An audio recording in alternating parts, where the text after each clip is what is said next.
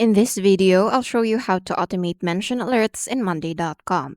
Start by opening the board where your team communicates and collaborates. Click the Automate button at the top of the board and go to the Create tab.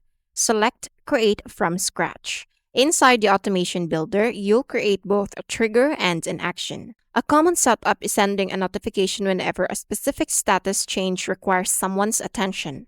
In the Trigger drop-down, select When Status Changes to Something. Then, in the Action drop-down, select Notify Someone. Choose the status that should trigger the alert. For example, when a task changes to Needs Review, Waiting for Approval, or requires feedback. Next, select the person who should receive the notification.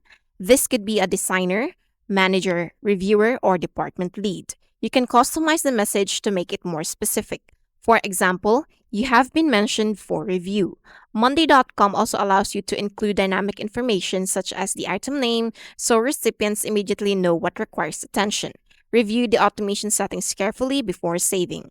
Then click Create Automation. Now, whenever the selected trigger occurs, Monday.com will automatically send the notification to the designated person. This helps teams respond faster and prevents important requests from being overlooked. And that's how to automate mention alerts in Monday.com.